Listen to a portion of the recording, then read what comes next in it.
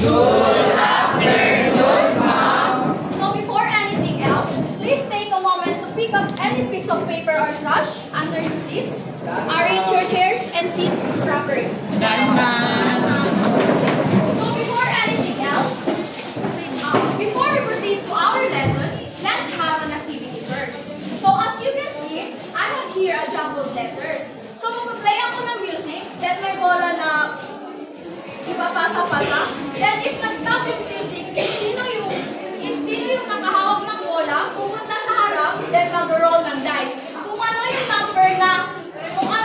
ilan yung number na dito, example sa dice mo, yun yung number na i-arrange mo na jumbled letters. Nakuha? Yes! Start.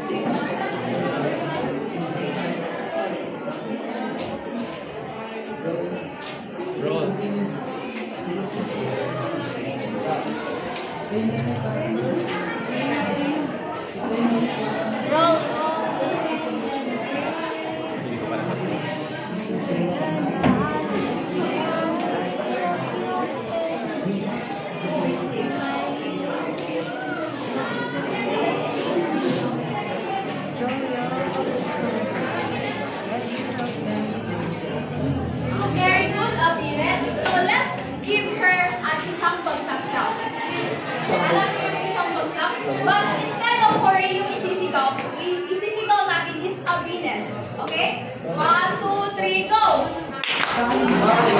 Sorry. Okay. Sabang lang. Happiness. 1, 2, 3, go! Happiness. So, saan yung bola?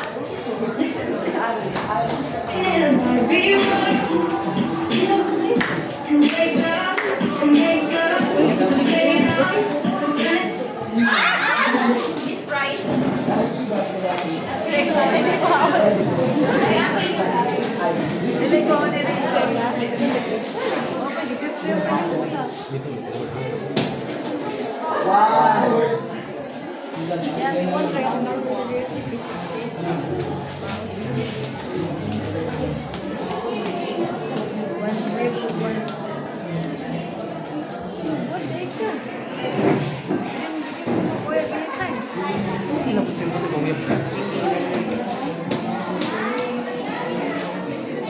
Luya ba sa video eh?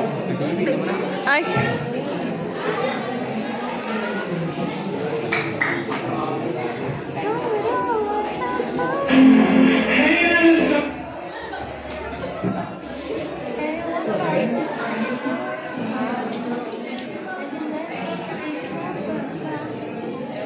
Very good heart. So let's give her an isang pagsabit.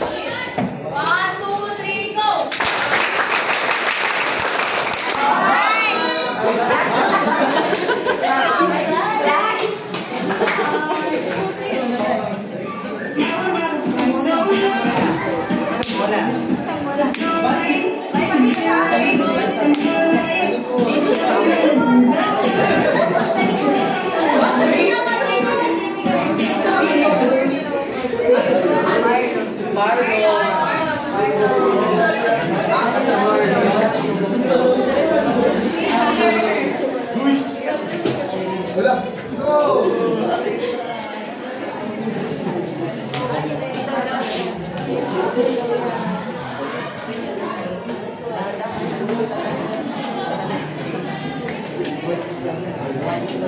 Nasaan na akong game?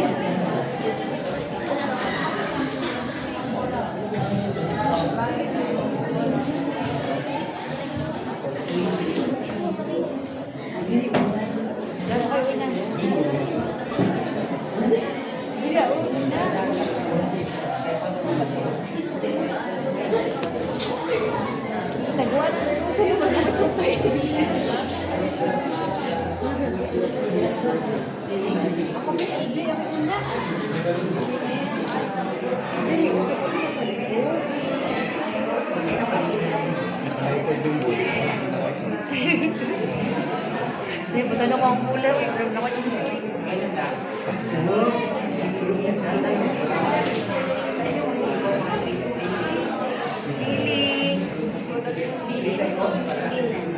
So very good.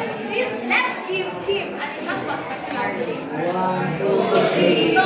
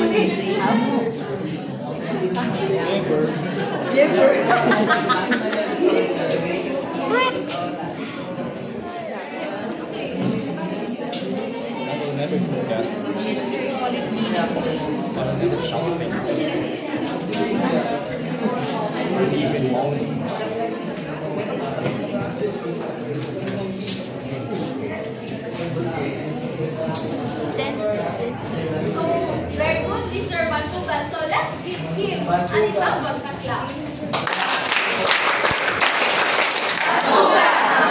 Very good. So next.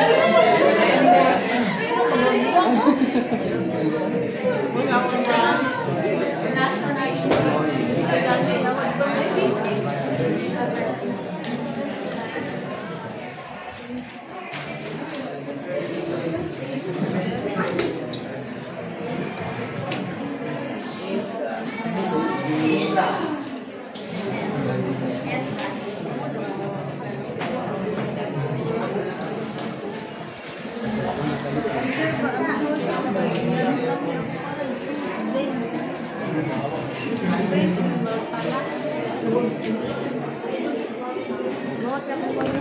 Ay, dito na ito. Nga, loob.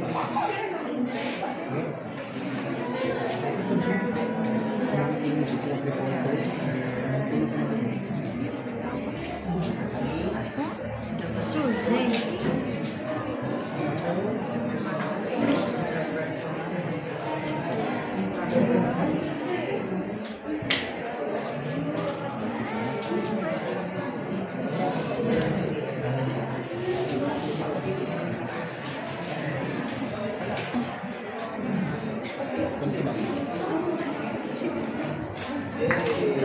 So very good. For the last one, let's give her an isang bagsak clap. 1, 2, 3, go!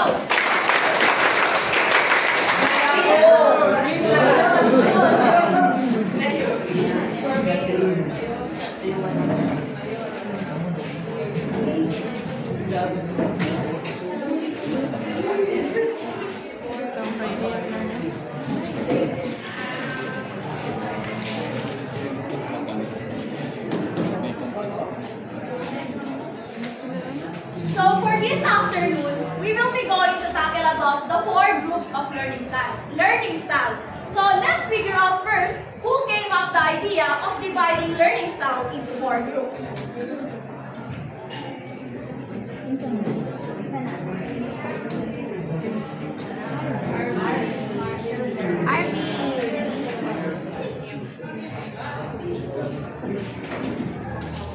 So this is Harvey F. Silver. Harvey F. Silver is the co-founder and the president of Silver Strong and Associate and Thoughtful Education Press. And he was one who classified learning styles into 4 groups in his book entitled So Each May Learn, Integrating Learning Styles and Multiple Intelligence. He went even step further and summarized all the dimensions into 4 general but more comprehensive areas. And these are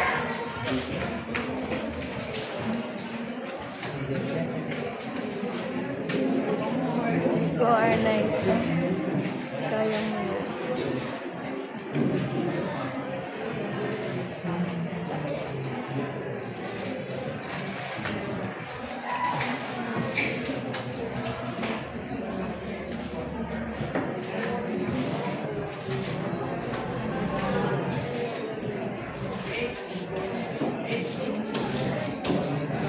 klaro lang sa likod? Yes po. So the first one is the sensing, thinking, or the mastery style. So this type of learner learns best from drill, demonstration, practice, and hands-on experience.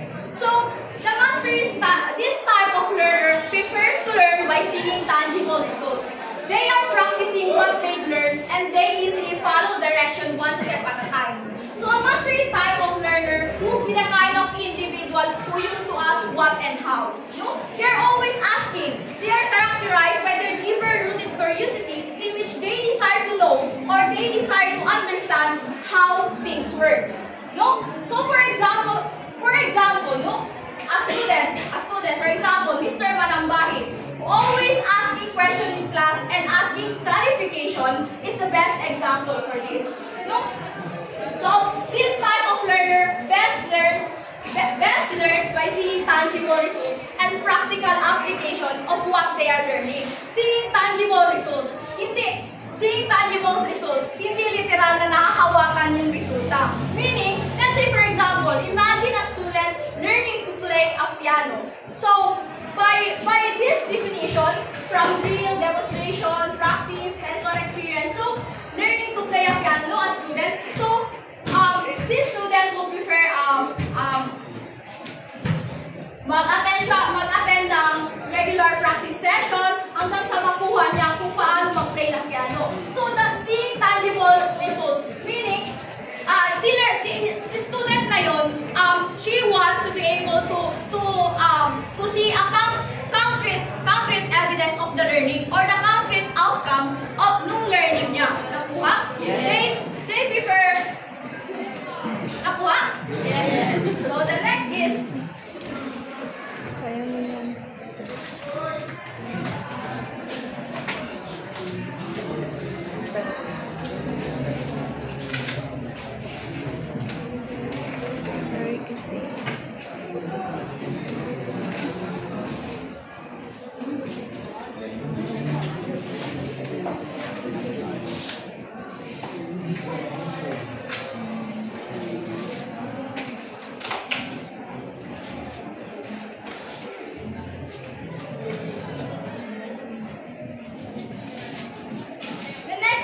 intuitive thinking or the understanding style. So this type of learner learns best from lectures, reading, and logical discussion and debates. So this type of learner prefers to learn by studying ideas and how things are related. They are the classical intellectual. When we say classical intellectual, they are the classical intellectual who likes theory, philosophy, history, literature, and so on. And they are knowledge-oriented, meaning they love reading books. They love reading books. They enjoy exploring ideas, and they are also independent and prefer to work alone and in an organized way. So, for example, a student, Mr. Plantig, a student, consider Mr. Plantig will go to the library and consider Mr. Plantig studying history. So, see Mr. Plantig, he would prefer reading books, articles, historical documentation to gain a deep understanding of that subject. Then Mr. Plantig would analyze and synthesize information from different sources. Kasi si understanding style, gusto niya makagain ng deep understanding. As what I've said earlier, knowledge-oriented. So that's what understanding style is. Nakuha? Yes, ma'am.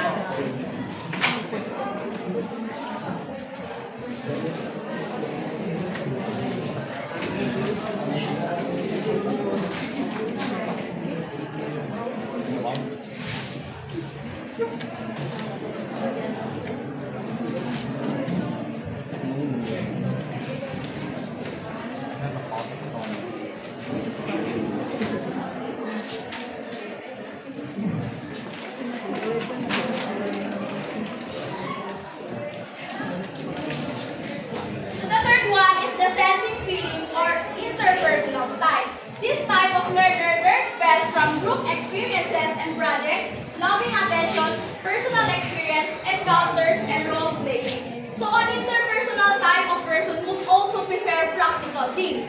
But ang kaibahan lang is that this interpersonal style tends to be more sociable, meaning they learn best through interaction with others.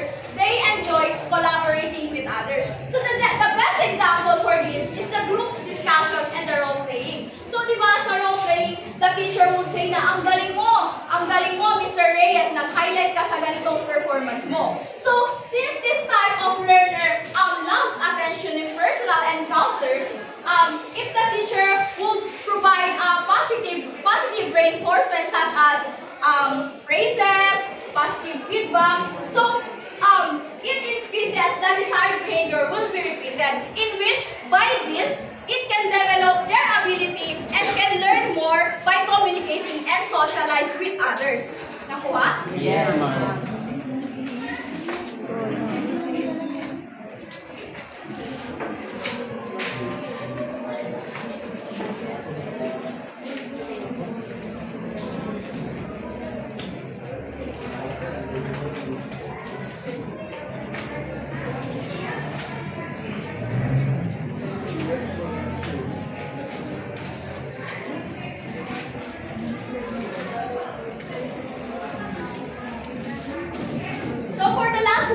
The intuitive feeling or the self-expressive style.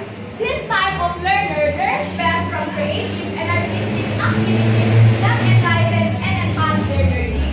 So, a self-expressive style represents the person who is insightful, full of curiosity, and imaginative. And they are always looking for ways to show their creativity. Nakuha? So, the self-expressive style, they learn best by being creative and using their imagination to plan, to organize, and to create, and to work in their own creative ways. So an example for this is yung Wattpad story writer, di ba? Alam yun? So the Wattpad story writer, they have their own unique ways, di ba? They are creative by crafting imaginative plot and setting sa mga story nila. So yun yung self-expressive style. Nakuha? Yes. That's